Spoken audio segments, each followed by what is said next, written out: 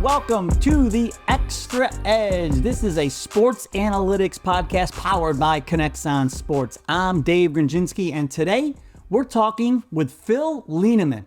Phil is a former head coach and assistant coach with the Bayern Munich Youth Performance Basketball Program. He has his coaching certificate in the German Basketball Federation and is now a sports scientist who works with teams around the world, including the NHL, the Japanese B-League, NCAA Basketball teams, and the G-League. But Phil spends most of his time helping to improve the performance of some of the greatest athletes on the planet in the NBA, the National Basketball Association. Phil, first of all, let me thank you for taking some time out of your busy schedule, fitting us in, and joining us here on the Xtra Edge podcast. Thank you, Dave. Now, pleasure to be here. Thanks for bringing me on. Well, I'm really excited to have you to talk about the NBA and the analytics that are involved, because on this podcast, that's what we do. We talk about how coaches collect data and analytics and then use that information to get insights and then also to take action. So data, insights, and action. So let's start with the data, Phil, and actually let's start with you. I'm very curious to find out, how does a former basketball coach become a sports scientist and get into sports data? How'd you do it? Yeah, I guess that was an interesting transition, probably a little bit by chance too. But while I was studying still in Germany back in the day in Munich, I did study sports science, sports and exercise science. I think there's different terminology out there for that, but no, that's exactly it. Yeah. Yeah, studied down there in Munich in Germany. That was also during the time where I was assisting here with the FC Bayern Munich basketball program, who back in the day kind of got started and now one of the top teams there in Germany in the youth, but also with adults. And then from there kind of like transitioned into the master's program, and then kind of like got thinking, what are you gonna do actually afterwards? Are you gonna go go professional here with basketball coaching, or are you trying something else? And then we talked about a couple different, not player tracking technologies, but I guess like data collection tools within the master's program. And then it was kind of like by accident, I came across the company KINEXON, and I thought like, okay, they were looking for a working student back in the time, or like an intern. So I applied there. Got a note, we're actually already fulfilled the position, but we would still like to invite you. And that's when I got the chance to talk to Maximilian Schmidt, one of our co-founders. And that's kind of like how I got on board, and then helped out as an intern in the first couple years there. And then Mehdi Bentonfus, who's now on the KINEXON industry side, he asked me to come over in 2018 after we already did some work with the Philadelphia 76ers. And that's kind of like how I got over to the US and started working with the Sixers, with our first customer on a day-to-day basis. Been kind of like on a loan for them when I came over the first 6 months. So I've been only working with the Sixers for the first 6 months, and then kind of like transitioned into a more like general sports science, project management, customer success role with KINEXON, and that's kind of like how it all started. Okay, so you start with the 76ers and talk about now, like how has your role progressed? What, working with the NBA now, what exactly are you doing? Yeah, so initially with the Sixers was really just helping the performance staff down there, right? I think there wasn't much going on in terms of like live player tracking and all those things that were happening. There were obviously some competitors already in the market. Sixers had been using a product at that time already, and kind of like wanted to transition more into like that real-time space that we're obviously in. And then they got me on board, and that was kind of like in the initial days, just making sure that does the technology work on a daily basis, and kind of like just supporting Jesse Wright at the time, who was the director of performance there, and then David Martin, who was the director of performance and research development, just making sure it's working and kind of like introducing them to this new type of technology. And then obviously if they had like some basic requests like, hey, how can we export this data? So everything was really new in the beginning. How can we get our hands on this? Do you actually have a metric for that?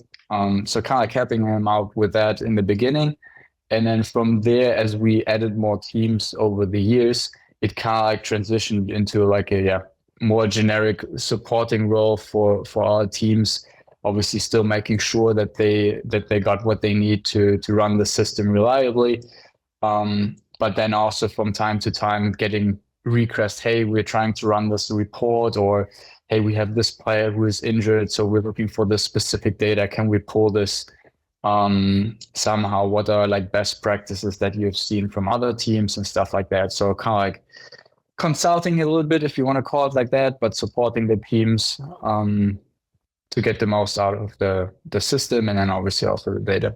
And we're talking like about 80% of the NBA you're working with, right? Yeah, not me alone. Obviously, it takes a village, right? So I'm mostly working with the teams here on the East Coast. That's kind of like how it has grown, because I've been historically here on the East Coast more. We have Trey, one of our good colleagues there, who sits with you guys in Chicago. So he's kind of like taking care of the Mid-East, if you want so. The other half of the Eastern Conference, and then we have Chris White, who is over in Los Angeles area, who's taking care of the West Coast teams. But yeah, overall, we're I think around 80% of the teams now in the NBA. Well, our U.S. office is in Chicago, but I'm in Cleveland, and you got to take care of my Cavaliers, okay, Phil? You got to take care of my Cavs, man. It's been a while since we got one. We need to get another one. But that's so great, to hear that you have this type of access to the players. And I heard you mentioned performance data. And when we're talking in NBA terms, there's two different things at play here, right? There's performance data, which is related to the players, but then there's also tactical data. Can you kind of walk us through what each of those is? Mm-hmm. Sure. Yeah. So what we're doing mostly is kind of like staying on the performance data side, right? So I think anything that is related to player tracking, in the sense of like, how can we measure how far you're running, how fast you're running, how high you're jumping, stuff like that, right? On the other side, you mentioned the tactical data. I think that's more what goes into like the basketball coaching realm, the video analysts and all that stuff. So kind of like more, what type of plays are we playing? What is the opponent playing? What is our box score? So any like shot type metric, right? Field goals made, attempts, rebounds, assists, all those things. I think that's kind of like also something where we probably need to go in the future, or kind of like what will be the next big thing is like, how can we actually combine both of those worlds? But yeah, different providers obviously also in that area. KINEXON obviously with the what we're providing in the NBA more focused on the performance side.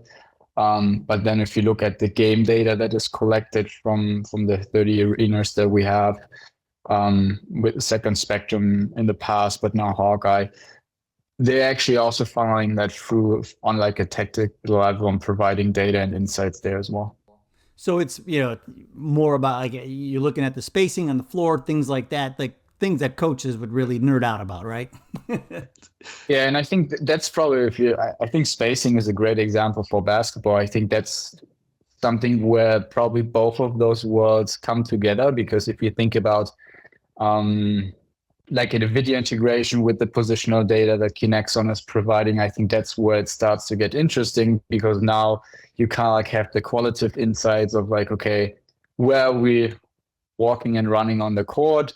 Coaches talk always about like, we need to maintain spacing, we need to spread the floor, we want to obviously keep the shooters outside of the 3-point line and make space for them. And then in defense, you try to stay close. So it's kind of like, how do you quantify that actually? And I think that's where positional and player tracking data can be a an interesting component, because now we can actually say, okay, this is how far you've been away, right? You've been 6 feet away from your opponent, or like this is the space that you covered as a team. If you think about zone defense and all those different things. So I think that's probably where we'll see more in the future, because I think that hasn't been done as much yet, combining the performance data on one side with the tactical data on the other side. I think it's probably a little bit like in the corporate world as well. You have a little bit different silos where everyone is working in. You have like the performance staff and medical staff working with the performance data, and then you have the video analysts and the head coaches and assistant coaches working with the tactical data. But now, how can we bring that actually together? Yeah, I could have used that tactical data when I was coaching my son's team. Just try to get those kids to understand spacing. I'm like, spacing creates movement, and then the movement creates the mismatches. So it's like, that's what I kept trying to harp on them. But with that kind of data, or that visualization, it's so easy to show players what you're saying, instead of just telling them. You're able to show them. Yeah, absolutely. I think that's probably one of the big underestimated things on using data in general, right? I think is the engagement part. Like, we tell most coaches also that just getting started is like, try to engage people, right? Like, if you haven't used any data at all, or players are not used to it, it's like, try to engage them. It's like, kind of like, try to win them over for the data. So it's not like this policing kind of thing, like you're trying to tell somebody, you can't play tonight. It's more about like, hey, how can we make sure you actually get better, or you stay healthy, and all those things. And we're not trying to police you or make decisions behind your back, but it's really to help and support the athlete at the end of the day.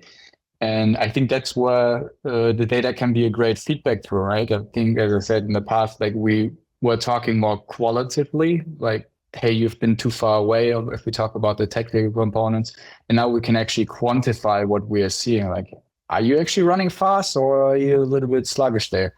If you want to play fast break. So it's like a nice way to provide feedback and be objective as possible. Yeah, I know, load management in the NBA is always a huge topic. And I know that, there's been some back and forth on it, even recently. But, I mean, once you see, kind of how this works and understand how, the data collection and the insights that it provides, how this all works, I think it would make a lot more sense to people. And I'm glad you mentioned that, Phil. That was a good way to sum it up. It's about putting the athlete first. Absolutely. Yeah, I think that's what we shouldn't forget. I think, especially once people start to dive into that realm, it's like, okay, what do we do with the data? Like, can I check if he was actually running as fast as he told me? And it's like, yeah, that might not be the best use case. So try to take a more supportive stand there with your athletes, and kind of like help them rather than policing them. So yeah, definitely the athlete should be first there. And I think another dimension to that is also, although we're collecting all the data, it gets more important. We should also not forget, we should always start with a conversation with the athlete. What's actually up? Like, is there even a need? So if nothing is broken, don't try to fix it, that kind of thing. So don't try to find things in the data that might not be there. And then if he's feeling great, and he has no issues, and he's performing well, then leave it at that. You don't have to jinx it, basically. But yeah, there is obviously buy-in, and there's maybe a problem, and the athlete is acknowledging that, and it's like, hey, I feel sluggish, man. Like, I don't feel great. My performance dropped. Then you can start kind of like having that conversation, and then maybe take a look at the data to try find something that might support that, right? And then find solutions to plan some interventions for that particular athlete. Well, I think you're calming the fears of NBA fans everywhere, and also helping to educate all of us, right? Because, when I see Donovan Mitchell's not playing because he's resting, now I have a little more insight thanks to you, Phil, and I want to get into the insights, But one thing I want to mention, and I really appreciate, it's an article we worked on together months ago, and you coined the phrase, and I have 100% stolen it from you, Phil. The Metrics Trifecta. And so this is something that I think every coach on any level could benefit from. And I want you to talk about the your top three metrics that, because everybody, when I ask people this, I ask coaches all the time on the podcast, what's your top three? The answers are different, and it's great. And that's what the beauty of this is, right? Because everybody can customize their metrics. They can decide what metrics matter most to them. But you are the one, Phil, that coined that phrase, the Metrics Trifecta. I love it. I'm telling you, I stole it. And please tell me off the top, what's your Metrics Trifecta, and then why? Okay. I guess it depends. You already gave the answer. Going back to the metric trifecta, I think the metrics that I would always go with is volume, intensity, and density. And maybe some folks would have expected now, like he's going to probably say player load, or like accumulated acceleration load, or total distance, or speed, or sprints. And no, I think it's volume, intensity, and density, and then we can go from there and try to find out what does that actually entail. So what metrics are in each one of those buckets, and then we try to find one metric that suits our hypothesis, and the question that we try to answer there. Just the approach that we want to take. And some people are more familiar with load numbers, and some players or coaches are more familiar with total distance and like to work with mileage. So I think whatever one prefers, I think we can make a selection from those three buckets and then kind of like take it from there. Okay, now let's talk insights. I'm very curious to find out, so what does the data, whether it's the Metrics Trifecta or other data that you collect, what is it telling you? Without naming names, unless you want to, but you don't have to name names, but what is it telling you about NBA players, all of this data? Yeah, that's a broad question, I guess. But yeah, if we go back to the metric trifecta that you mentioned, right? I think what we always try to, this is probably what most people think about in terms of load management, is volume. How much did we do today, or over the week, over the course of the season? And that's what I would describe as volume, or what we in sports and exercise science would describe as volume, like how much did you do? And then the second component most people think about is like intensity, which is just a derivative of volume, but normalized by time. So it's anything like distance per minute, for example. So it's like, how intense was what we did today? How fast did we run, for example? So speed would be another metric that would fit into that. And that's kind of like what most people think about. It's like, okay, how much did we do and how intense was it?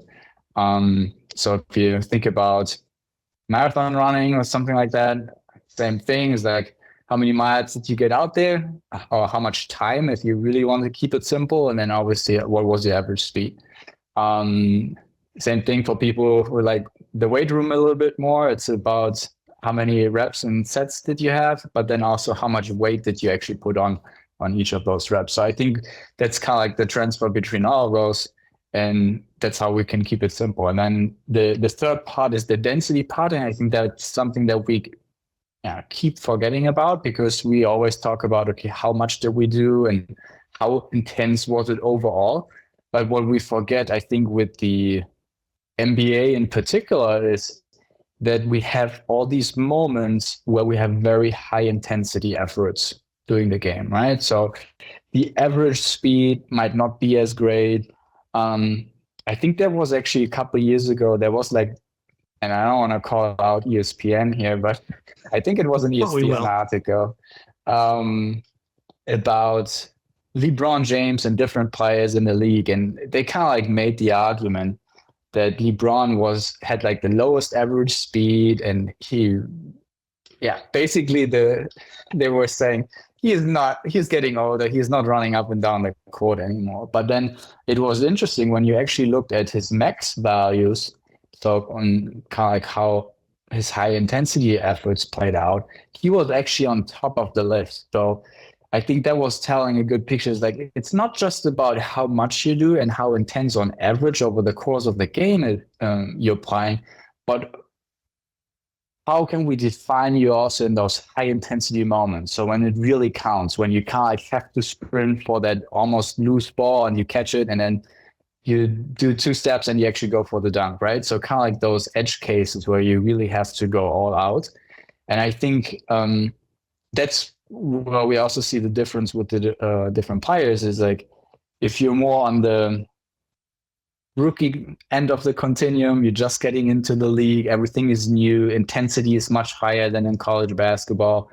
So you're kind of like all over the place, you're running all over the place, you have a high volume, you have a high average intensity, but you may be 1 or 2 steps too late in a couple cases, right? And I think that's where the experienced players at the other end of the continuum come in, and they're kind of like anticipating more, right? They're kind of like playing the game. LeBron is already in the right space at the right time. So he doesn't have to move quick all the time. But if he has to go, he's obviously there. And I think just looking at his performance over the recent years, I mean, I don't know how old he is now, but I mean, he is still going. He still has a motor there for sure. And I think that's kind of like the interesting way of like looking at it. What are the different components, and then how can we measure and track that during games, but then also obviously during practice.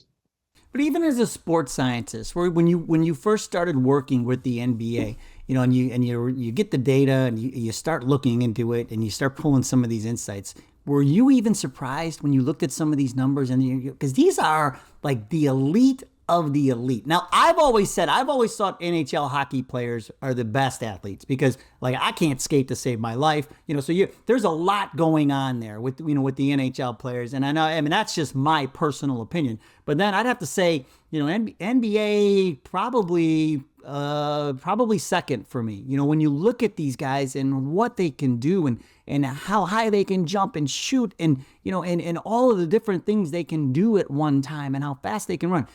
As a sports scientist, I mean, were you part fan looking at some of this stuff and going, man, these guys really are elite? Or can you tell now what makes an athlete elite?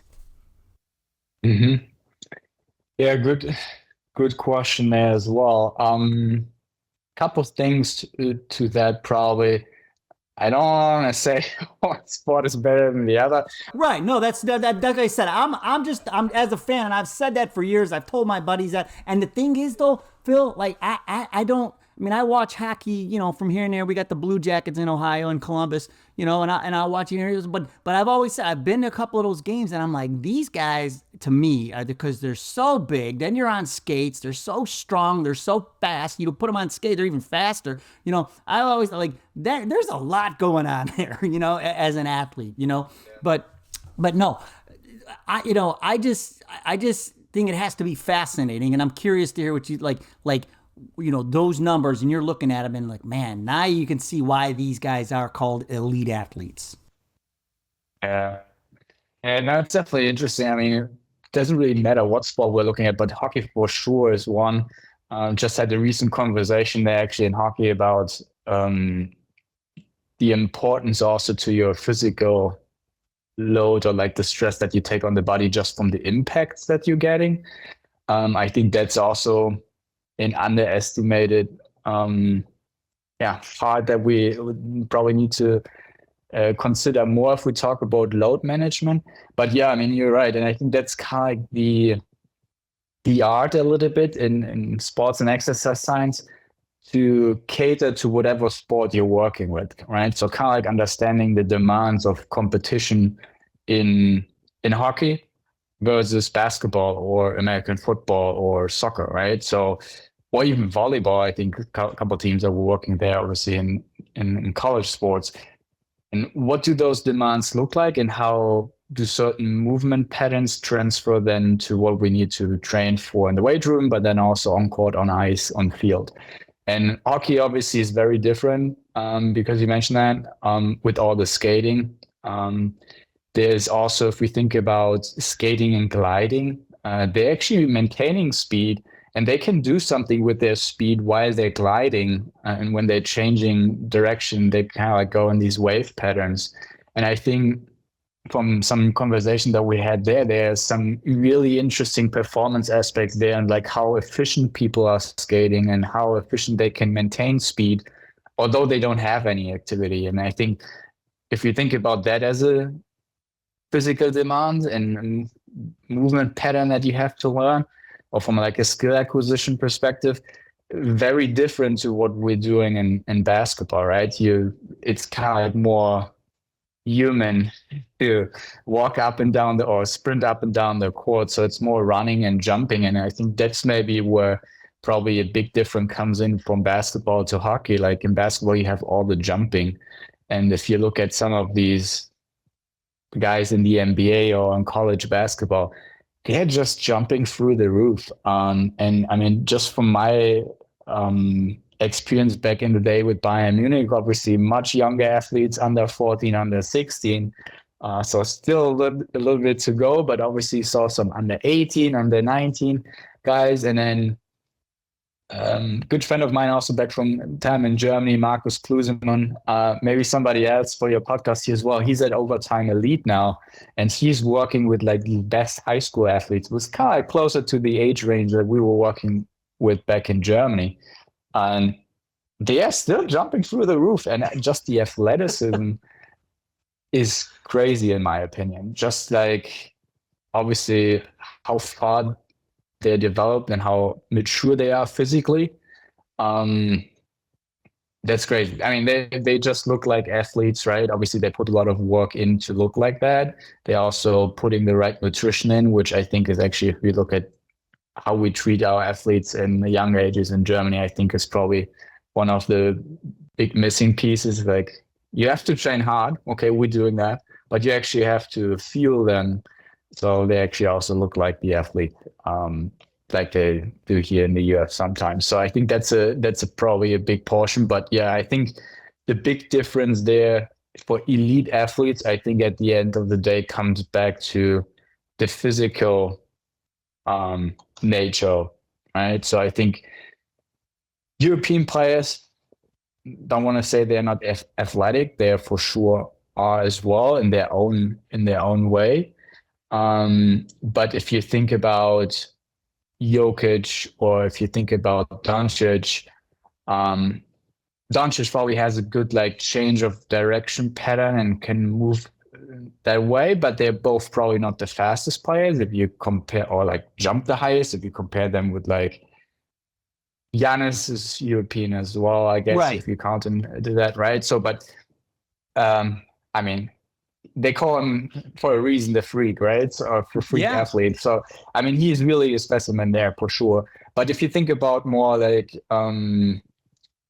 Doncic and Jokic, they are coming from a more like skill player type, I would say, right? So they are more like skilled in how they handle the ball. So they probably bring different attributes to the game that make them elite. And then you have, for sure, the other end of the continuum where you just have the athleticism, jumping high, sprinting fast, crazy accelerations, decelerations, change of directions, all those things. And I mean, especially if you look here, I think in college basketball, but also in the NBA, that's where I would say most of the athletes come from, having that foundation athletic wise.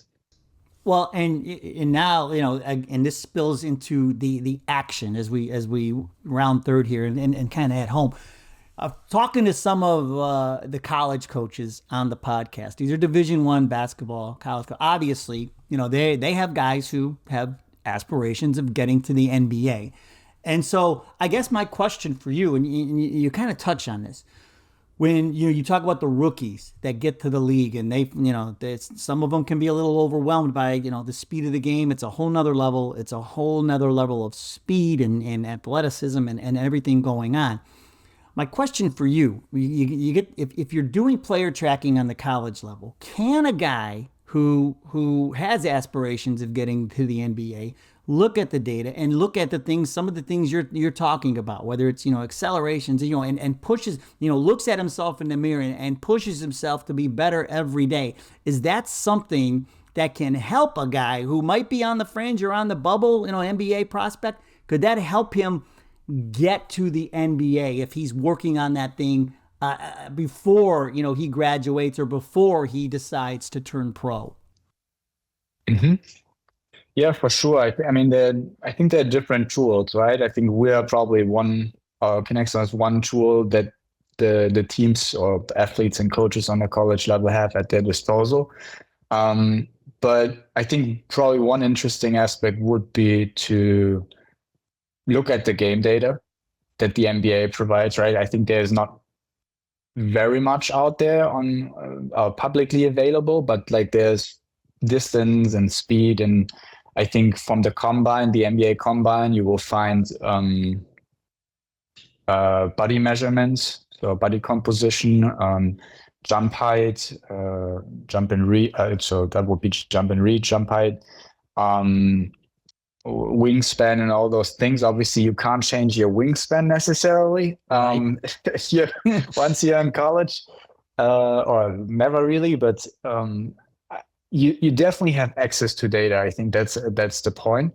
And then probably if you wanted to, through like coaches connections, you could probably get a little bit more here and there as well. But in terms of like what's publicly available, you can for sure find data. And then I think there are other options out there. And I think especially in that phase between college and then also the NBA, the pre-draft workouts and all those things, I think somebody who we have seen in the past, and we had a project, a research project with them in the past, was P3. So they're just analyzing all the athletes in various different ways, right? So they're not just using KINEXON, but they're using force plates and measuring their jump height and their ground reaction forces and how the fast they can change directions and all those things. So they are coming up with like this athlete profile essentially, and this is kind of like what you can do with KINEXON too, is like try to determine the maybe average NBA profile or a rookie NBA profile, or then also your own profile. And that's what I would summarize under like athlete profiling as a whole. Like, what do you look like, not just from body composition, but also in terms of like your performance output, right? People always think about box score and how many points they scored, but I'm also talking about your jump height, your speed, and all those things. And then just compare yourself. And I think it goes a little bit in that direction of people are playing 2K and FIFA, and I think it's called EA Sports now. Yep. But it's kind of like the same thing, right? You wanna trade this player for the other player, and then one has a score 98 and the other one has only 92, and then you look at his different attributes that he has, and kind of like, obviously you have the athletic components, how fast he is, how high he can jump, but then you also have his 3-point value and all those things. And kind of like, I think that's where we need to get to, is like trying to understand what are we doing well and what are we not doing well, kind of like building out that athlete profile, and then try to find what are the areas where we can improve. And I think that's where data can be extremely helpful to build out these athlete profiles and then decide and make good decisions about, okay, this is the stuff that we need to work on. And in these areas, you're already in the best 5% or 10% or whatever of all the NBA players that we know. Okay, you don't need to work on that. But here you're only in the middle 20% or so. So this should be an area that you need to improve if you really want to play a role in the NBA. If there's not an easy answer to this, it's fine. You can say, Dave, you're nuts. There's not an easy answer.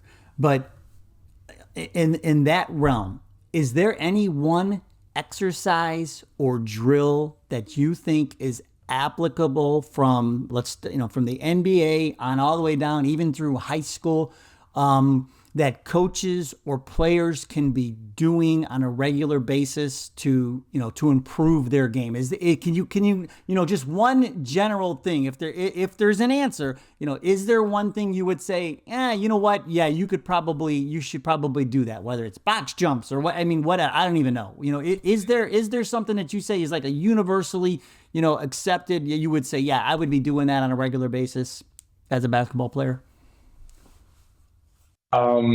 That's probably where more the basketball coach than the sports scientist comes through. Go ahead, save it. Say, Dave, you're nuts. Go ahead. No, I don't say you're nuts. It's actually an interesting one. I initially first thought was like, yeah, there's probably not one exercise, but then if you think about basketball, I think you should shoot the ball. I think you should practice throwing at the basket.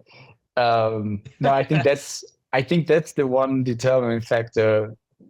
At the end of the day, can you make a basket, or can you score, or can you not score, right? I think there are obviously players who get into the team because they're specialists, because they're very good defenders, and the only reason they're on the court is to take out the best player on the other side, and not taking out in that sense, but right. No, I was that guy. I was. That's what I did. I would always cover the. I wasn't so much about scoring. I'd run myself, into the ground on the defensive end of the floor.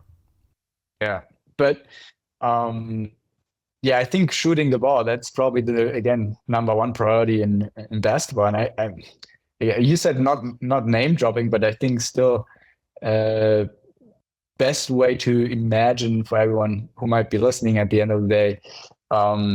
Is just thinking about different player types, right? And kind of like imagine who those are. And if you think about Steph Curry and what everyone said in the beginning when he tried to come into the league, and then he came into the league and everyone's like, yeah, he's not athletic enough. Like, he's actually pretty athletic still. But his main thing that everyone knows him for is like how well he shoots the ball. And that differentiated him from everyone else. And I would say, even if you look at Giannis and people are laughing at his free throws, yes, he makes up a lot of his stuff with his athleticism. But at the end of the day, what he knows is how to score as well. And I think that's, again, athleticism is helping him, but still he knows how to get to the basket. And if I say, number one thing that you should practice is like shooting the ball, then I don't just mean like stand behind the 3-point line, which is obviously a good one too, but find different ways to score. And I think it's probably more like a skill acquisition topic, which obviously plays into sports science as well. But not so much from, okay, you have to be this fast, or you have to jump this high, and you have to make box jumps and stuff like that. So I think there's just different ways how to get to the end goal of scoring the ball. And I think, we could probably do a whole another podcast on just like shooting and skill acquisition and all those things. Oh, we will, Phil. Don't worry. We will.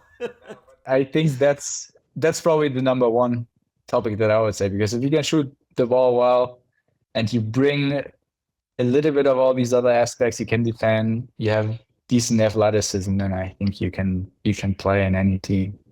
Shooters got to shoot, man. This has been phenomenal, Phil. And if somebody heard something that maybe they want to reach out to you and ask you a question, what's the best way to do that? Yeah, my social media game is not that strong yet. Maybe I need to get. You're on LinkedIn.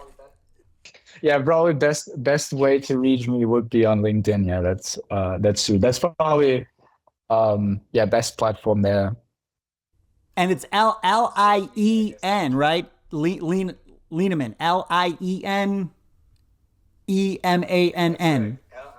N-E and man with the double N at the end, the German version, not the man, but the man. Yeah, that's right. Well, Phil Lienemann, I really appreciate you taking some time, and we are definitely going to have you back, because I just think your expertise in analytics and just talking to you, you can see how this just doesn't apply to elite athletes in the NBA. It applies on every level. What you're doing, and so and in multiple sports too, not just basketball. A lot of the same things apply, and your knowledge is, it's incredible what you know, and I appreciate you're able to put it in a perspective that we all can understand, and I really appreciate that. You're welcome. Yeah, again, thank you for having me on the podcast here. Appreciate you taking the time, and hopefully we can dive a little bit deeper into some other aspects as well in the future. Oh, we will. Phil, I promise we will. And if you know a great coach out there who's doing great things, winning games and doing it with sports data and analytics, we would love to hear about them. We may even ask them to be a future guest on the podcast, just like Phil. You can find us on Twitter and on Instagram at KINEXON Sports, or you can also find us on LinkedIn at KINEXON Sports and Media. Remember, we want you to innovate the game by collecting the data, getting the insights, and then turning those insights into action. We'll see you next time.